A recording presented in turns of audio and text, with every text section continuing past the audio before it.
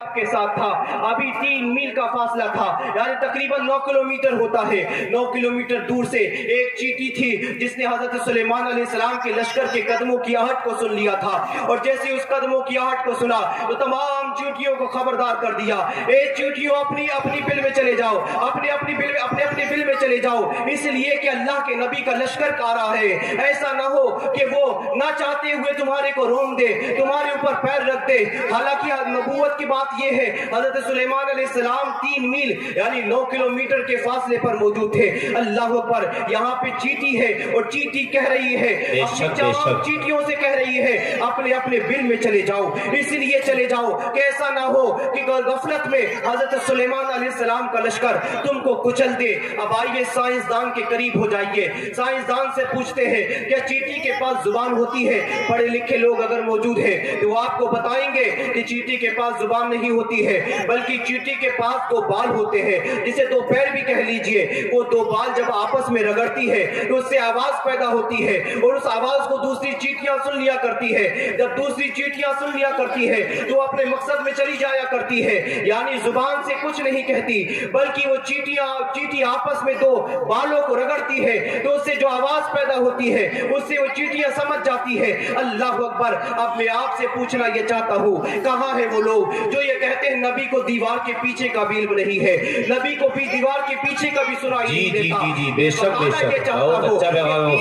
کے فاصلے پر 9 کلومیٹر تقریباً کے فاصلے پر سلیمان علیہ السلام کا لشکر ہے. سلیمان علیہ السلام نے اس ننھی چیٹی کی آواز کو سن لیا اور سن کر کے مسکرانے لگے. سورہ نمل پڑھ کر کے دیکھیے, آپ کو اندازہ ہو جائے گا. ارے جب سلیمان علیہ السلام کی قوت سماعت کا یہ عالم ہے تو وہی سلیمان علیہ السلام جس نبی کے پیچھے مسجد اقصی میں ہاتھ باندھ کر کھڑے ہوئے تھے, اس نبی کی قوت سماعت کا عالم کیا ہوگا, اس نبی کی طاقت سماعت کا عالم کیا ہوگا. ارے اس لیے تو میرے امام نے کہا تھا, دور و نزدیک کے سننے والے وہ کان لالے کرامت پہ لاکھوں سلام. دور و نزدیک کے سننے والے وہ کان لالے. ماشاءاللہ ماشاءاللہ. نعرہ تکبیر, نعرہ رسالت, مذہب اسلام, مسلک اعلی حضرت, فضیلت علم کانفرنس, جشن دستار بندی, مدرسہ فلاح دار سوار, خطیب ہندوستان حضرت مولانا محمد جنید عالم سید اللہ نظامی. ماشاءاللہ ماشاءاللہ. سلیمان علیہ السلام کی طاقت کا یہ عالم ہے تو پھر میرے نبی کی طاقت کا عالم کیا ہوگا. اللہ اکبر. اب یہیں پہ بات نہیں ختم ہوئی. حضرت سلیمان علیہ السلام نے سنا, مسکرا دیے, لیکن جانتے ہو آپ کے اس کے بارے میں آگے کیا بتانا چاہتا ہوں. تفسیر کبیر امام فخر الدین رازی فرماتے ہیں, وہ جو چیٹی تھی جس نے یہ بات کہی تھی, ایسا نہ ہو کہ غفلت میں سلیمان علیہ السلام کا لشکر آپ کو کچل دے. یعنی اسے علم تھا کہ جو نبی ہوتے ہیں ان کی جو پرورش جو ان کی جو تربیت ہوتی ہے, ان کی تربیت میں چلنے والے جو فوجی ہوتے ہیں وہ جان بوجھ کر کے کسی چیٹی پر پیر نہیں رکھتے ہیں, بلکہ اگر رکھ دے تو رکھ دے, لیکن جان بوجھ کر کے نہیں رکھتے ہیں.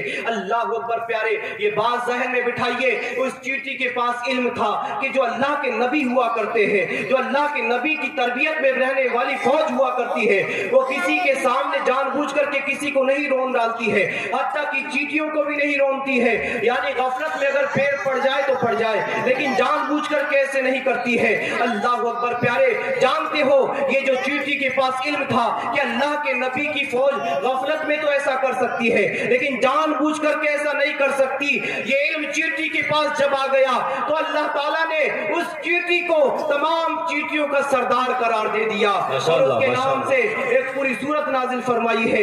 یہ علم کی فضیلت ہے. اللہ اکبر. اسی طریقے سے آپ اور آگے بڑھتے جائیں گے. میرے آقا علیہ الصلوۃ والسلام فرماتے ہیں, ابو داؤد شریف کی حدیث ہے, ایک عالم کا رات بھر سونا اور ایک عابد کا رات بھر جاگنا, عبادت کرنا, مصلی بچھانا, رات بھر قیام اللیل کرنا, نوافل پڑھنا, قرآن کی تلاوت کرنا, یہ برابر نہیں ہے.